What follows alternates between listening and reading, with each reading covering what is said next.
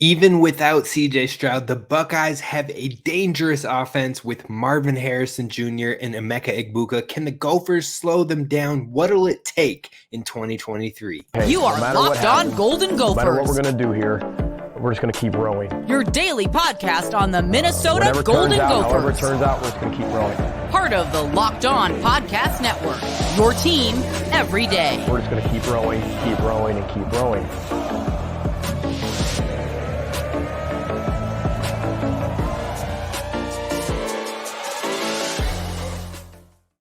You are listening to Locked On Golden Gophers, part of the Locked On Podcast Network, your team every day. My name's Kane Robb, host of the podcast, former collegiate football video coordinator and recruiting assistant, here to talk Golden Gophers with you each and every day of the week, Monday through Friday. We're getting to the end of it, folks. We are almost done with the Gophers schedule and covering every single opponent, the changes they've made in the offseason, and what will be the make or break for Minnesota heading into the season. But before we talk about the Ohio State Buckeyes today, I want to talk about the offensive side of ball and what we learned from Saturday's practice. I also will be in tow in today's practice this afternoon, so we'll have more insights coming up tomorrow's show as well. So you're definitely going to want to be sure to hit subscribe over on YouTube.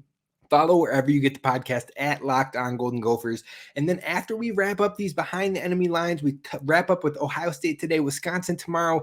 We're going to talk a little bit about basketball and how the Big Ten additions affect men's hoops. And then we're also going to talk about some impact thoughts for the upcoming football season this week. Next week, we kick off the depth chart talks. We're breaking down every single position group. You're not going to want to miss it. Be sure to hit subscribe. But let's talk about the Gophers offense from Saturday. Let's talk about the insights that we learned there. But before we do that, these days, every new hire can feel like a high stakes wager for your small business. That's why LinkedIn Jobs is helping you out find the right people for your team faster and for free. Post your job for free at linkedin.com/lockedoncollege. Terms and conditions apply. But let's talk about Gophers offensive insights from the fall camp. We've 1 week through, heading into week 2.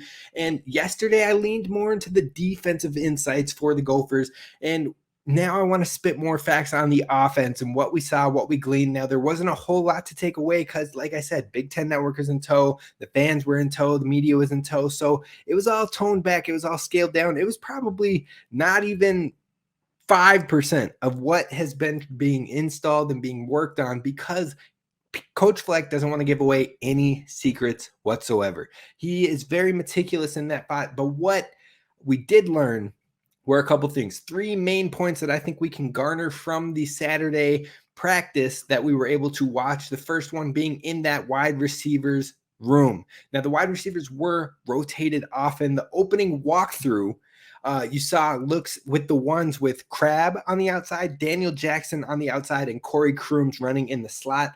And then running with the twos groups right behind them, we had Elijah Spencer on the outside, Kenrick Lanier on the outside, and then Brockington working in the slot a little bit with Hoskins getting some slot work as well. Now, what that tells me overall, before we dive too far, we were told, the media was told that Chris Autman-Bell was doing some indie work throughout the day, but otherwise he had more of the day off and that the training staff is getting him more slowly and steadily ramped up into full season mode. So he's been going on an every other day basis. He practiced the day before on Friday, and he would be practicing with the squad again on Monday. So Tuesday, again, a media practice. We probably won't be able to see too much of Chris Autman-Bell because it falls on an off day. That being said, he did do some indie work and he did the opening play walkthroughs. So we got to see a little bit with him. And I took note that we saw him with the ones on the outside right away with that walkthroughs. But outside of that, once we entered the team periods, once we got more into the Skelly opportunities, the 7-on-7s, then you saw more of Daniel Jackson, Elijah Spencer, Lemeki Brockington, Corey Crooms, Brevin Spann-Ford. Those were the main guys in those ones featured segments. Hoskins occasionally got some snaps in there as well, but those others, D-Jack, Spencer, Brockington, Crooms, and Spann-Ford, that's 5 right there. And then I anticipate Chris Autman-Bell will be involved once he is in that full rotation again. That's 6 strong that you're looking at when it comes to pass catching options. Now, beyond those, Kendrick Lanier looked like he can push for snaps or push for opportunity, maybe be on a two deep to travel with the team, but more so still learning and absorbing. In 2024 could possibly be the year where he really takes a jump to a major role. Now, Dino Kaliakmanis also saw similar amounts of work and snaps with Lanier and Hoskins. So those are the guys behind those core six. I said those three are kind of the next men up mentality. Now, we also got a look at some of the younger Gophers as well in the Rofer periods. TJ McWilliams was out there. Nuke Hayes was out there getting involved, getting warmed up, getting into the offensive playbook. Again, this is week one for them out there on the grind. So it's definitely going to be a slower process. I expect both of those players to likely redshirt in year one. But if we're talking about the core of wide receivers, it's likely that Minnesota will have 5 wide receivers taking a large number of snaps. That's with Chris Amen-Bell, Daniel Jackson, Corey Crooms, Elijah Spencer, and Le'Meke Brockington. Now, where those are coming from is going to be something of interest for me as we continue to progress through camp. I think Chris Amen-Bell sees a lot of his work outside. Daniel Jackson probably sees a decent amount outside, but he did play some slot work in the spring. He played some slot work, especially in his 2020 season. So maybe he could see some versatility as well. Corey Crooms is more so specifically focused towards the slot work, it seems. So it'll be interesting to see how they rotate, how they feature, how they highlight these different receivers.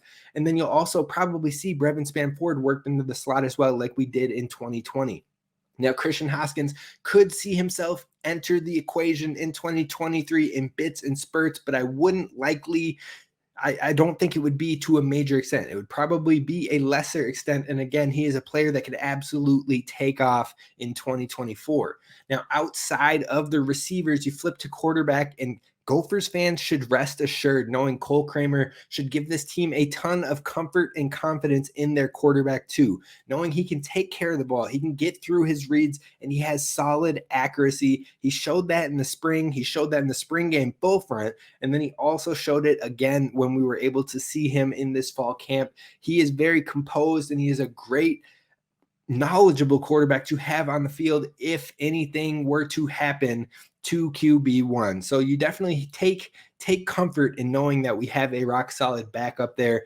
But then the third point that I wanted to talk about was the running backs. Now, these running backs should be fun. Still not fully sure how it's going to play out and shake out. All 4 were getting touches with the ones like we mentioned on yesterday's show, but I think Darius Taylor will get to play in this season. I think that it's not going to be a redshirt season for him. I think he is going to command touches, and that is exciting if you are a Gophers fan. I think he is the real deal. He is a big dog, and he's going to make it happen on the field. Now, that being said, Bryce Williams is still going to be involved, and he's going to have involvement of some capacity, but to what extent? That's the biggest question we have with his role heading into the 2023 season, his final year of eligibility.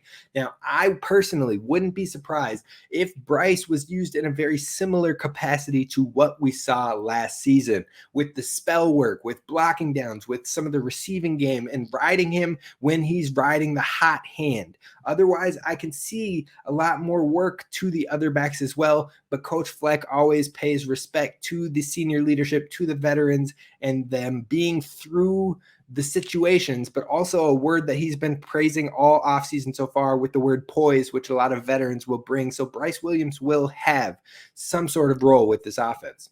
Now, on top of that, one thing we noticed in Saturday's practice was Sean Tyler has jets. This man is fast. And I'm not just saying like, oh yeah, he's pretty quick. No, his speed pops off when you are watching him. I mean, his speed is extremely present on the field. He will likely be in the conversation for leading touches in nearly every game, and he can be a difference maker in some games with that breakaway speed. Now, we're not talking Mo level carries. We're not talking 25 totes a game. Maybe on his best games, he could see more of that 18 to 20 carries, but I think he'll average around 15 carries a game. He'll get some usage.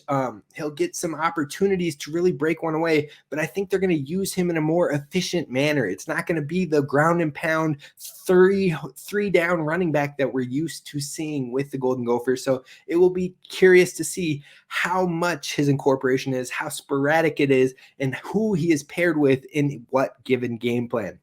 So for me, it comes down to how much and how often are the young guys in Zach Evans and Darius Taylor utilized. It will be their show in 2024, plain and simple. Those will be the guys that probably lead this backfield. But what does 2023 look like? Does it look like Zach Evans takes the lead in some games with Sean Tyler? Some games Darius Taylor takes the lead with Sean Tyler? Because they all have different skill sets and different positives to their game. So I think overall, it'll be very interesting, something to keep an eye on as we continue out throughout the fall camp. Now, I will be back at practice again today, so I'll have more insights for how week 2 is kicking off for fall camp. So be sure to hit subscribe over on YouTube so you don't miss any of that information.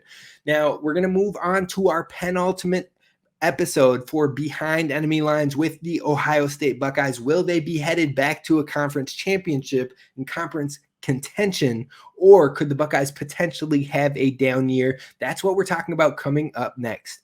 First, I got to talk to y'all about our friends over at LinkedIn Jobs, because these days every new potential hire can feel like a high stakes wager, a poker match of sorts, and you want to be able to find the right fit for your company. You don't want to call somebody's bluff. You want to find that winning jackpot. So you want to be 100% certain that you have the access to the best qualified candidates available. That's why you have to check out LinkedIn Jobs. They help you find the right people for your team for fast and for free.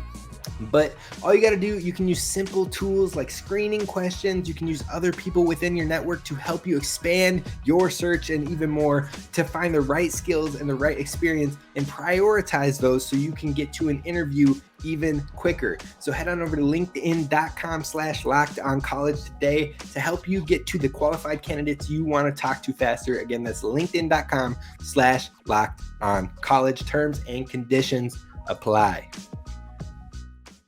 Now, we talked about the early fall camp offensive thoughts, but now we're going to talk about the changes for the Ohio State Buckeyes program. Tomorrow, we're going to wrap it up with Wisconsin, and then we got to talk about basketball a little bit and how the new additions to the Big Ten play out in that sport, because I haven't heard too much noise on that, so we'll jump into those thoughts later this week. But let's talk about the Ohio State Buckeyes. Now, you've got Coach Ryan Day. He's been to a college football national championship. He's been to the playoffs in multiple years now.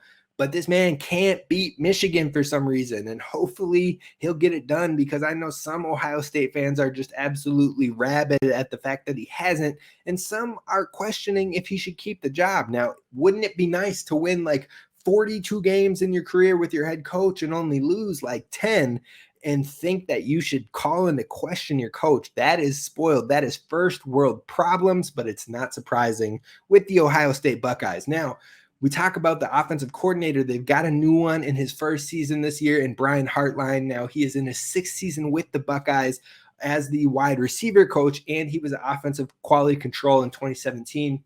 He's worked with a number of NFL wide receivers in this Ohio State Buckeyes program, and he's seen as potentially, if not the best wide receivers coach in the nation, working with guys like Jackson Smith and Jigba, Garrett Wilson, Chris Olave, KJ Hill, Paris Campbell, Terry McLaurin, and Jameson Williams. That's a ton of resume building players on his qualifications when it comes to coaching the wide receiver position. We'll see how he transitioned into that offensive coordinator, because who knows, maybe they'll be calling on his name to be the head coach if Ryan Day really does get the boot for some reason, if he can't beat Michigan.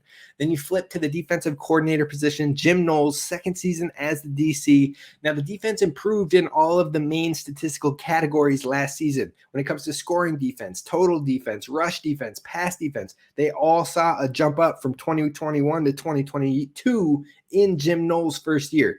But we'll see if that trend can continue.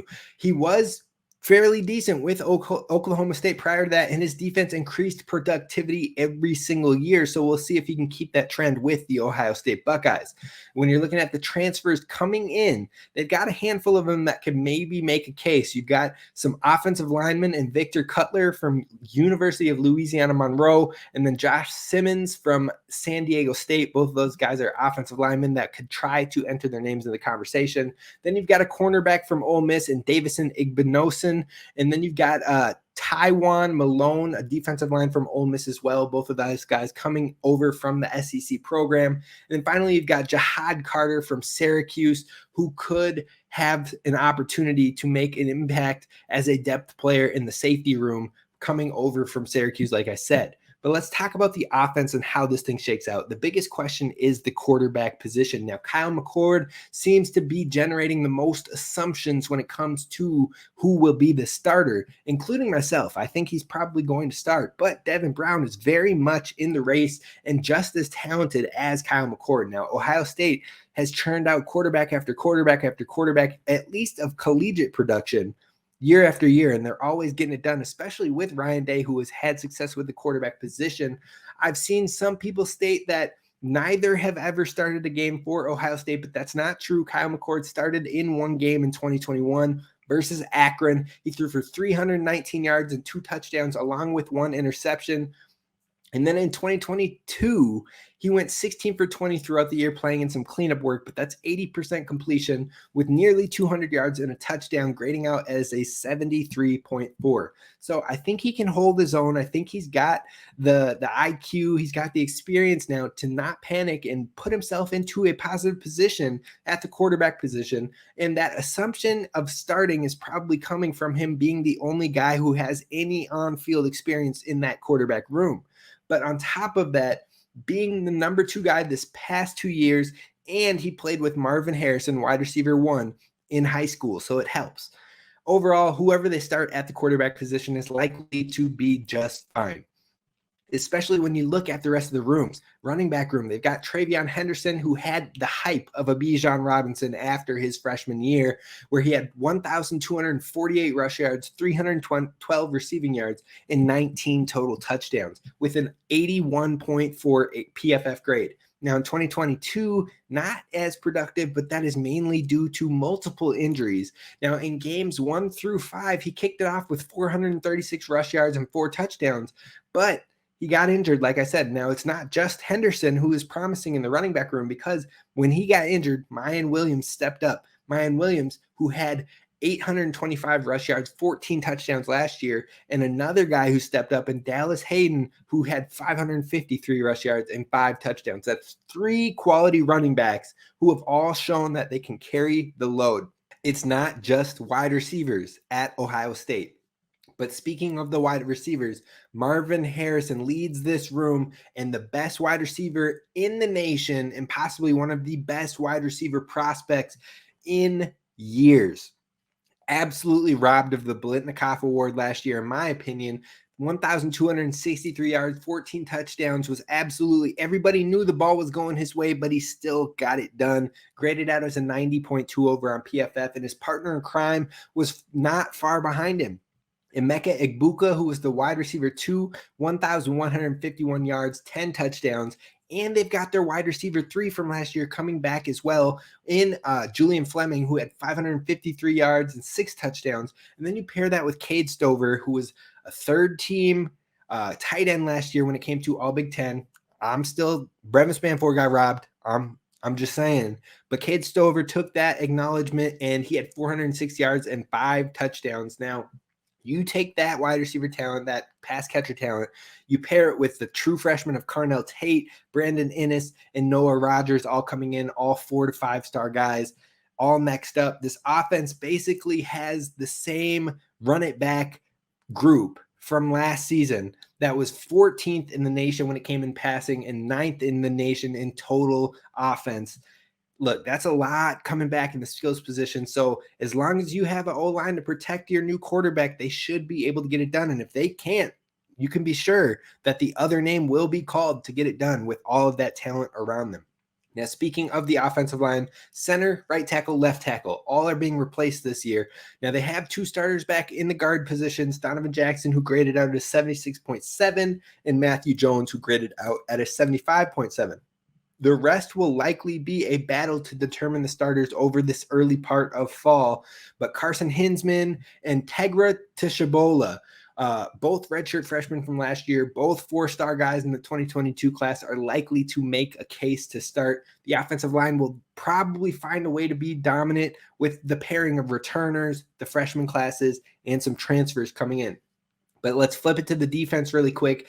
Like I said, Jim Knowles came from Oklahoma State. He didn't do too bad with his defense flipping over. Now it's probably like the 5th best defense in the Big Ten, but it still was a top 25 defense in the nation. 14th in the nation in total defense, 25th in the nation in run defense, 26th in the nation in pass defense, 25th in the nation in scoring defense, and tied for 69th in the nation in turnovers gained. Now, they've got a bunch of key returners coming back in JT, Jack Sawyer, Tommy Eichenberg, Lathan Ranson, Denzel Burke, Michael Hall Jr., and Josh Proctor. Now, a lot of those guys either started the full season or started multiple games and will likely start the full season next season. But they've got a lot returning, a lot of production in year 2 with Jim Knowles, so I would only anticipate they're going to get better, which is promising for Ohio State and not promising for the rest of the Big Ten, who always sees Ohio State succeed. But can the Gophers pull an upset? They came close to scaring Ohio State prior to the Mohamed Ibrahim injury in 2021. Can they shake it up? Can they make an even bigger front to pull an upset in 2023? That's what we're going to talk about next with the make or break in this upcoming season. All right, Gophers fans, we're talking about the make or break when it comes to Minnesota playing Ohio State. And with Ohio State, Minnesota is probably going to be a little bit happier on how I think their make or break is, because it is the style of ball that Minnesota has liked to play under the coach PJ Fleck in his time here. And that's typically what they put on the field, and that is controlling the time of possession. That type of offense and keeping Ohio State's offense off of the field is going to be pertinent for Minnesota to have any chance against Ohio State. Now, the last time these two teams played, it was a lot closer than what the box score shows. You see 45-31, but it wasn't really like that for a vast majority of the game. In fact, the Gophers were up at halftime 14-10. It was a 10-point game in the late third, 31-21, with the Gophers driving when Mohamed Ibrahim tore his Achilles after having 163 yards and 2 touchdowns already through 2 3/4 quarters. Now, once he went down, things got a little rough. They finished that drive out with a field goal, cut the game to a 7-point game, and really finishing out that drive. If he wouldn't have torn it, if it would have been something small and he could have come back, who knows what could have happened in that game when they're only down a touchdown. But the game plan was right, and we'll see if Minnesota, with potentially a more potent offense, can try and capitalize. But regardless, winning the time of possession battle and trying to keep the scoring low or keeping Ohio State's offense off of the field is going to be the make or break, because with some of the best wide receivers in the nation, if not the best, you can't afford to keep giving them the ball. Now, the strengths of Ohio State include the passing game, the best receivers in the country, running backs that have all proven to hold their own, and top-notch coordinators at all 3 levels. But the weaknesses come in with a quarterback who's not 100% proven yet. Now, they likely have the talent to possibly have the next guy up sort of mentality, the next era behind the Barrett, Haskins, Fields, Stroud. Those eras are over. So could McCord or Brown be the next era of Ohio State greats? We'll find out. But right now, it's not 100% proven. You move on. The defense was pretty solid, but they gave up a lot of explosive plays, especially in their losses. Penn State had a 58-yard pass touchdown, 23-yard pass touchdown. The Georgia game, they had a 25-yard pass touchdown and a 76-pass-yard touchdown. And then you look at that Michigan game, 69-yard passing touchdown, 75-yard passing touchdown, 45-yard passing touchdown, 75-yard rushing touchdown, 85-yard rushing touchdown. The explosives, Ohio State can get exposed on that defense and give up some big-time plays. The Gophers can find a couple of those. Maybe they can put their names into the conversation and give Ohio State a little bit of a scare before they have to play Michigan the following week. Maybe they sleep on the Gophers a little bit too much, looking too far in the future. We'll find out this season, but I am excited to see it all play out. That's going to do it for us today at Locked On Golden Gophers. Tomorrow we'll have updates from Fall Camp Week 2, and then we'll also be talking about the Badgers, the final team on our Behind the Enemy Lines. I'll see you then. This is Kane Robb. Roll this boat, Sky Yuma, go Gophers, and all that stuff. And don't forget to subscribe.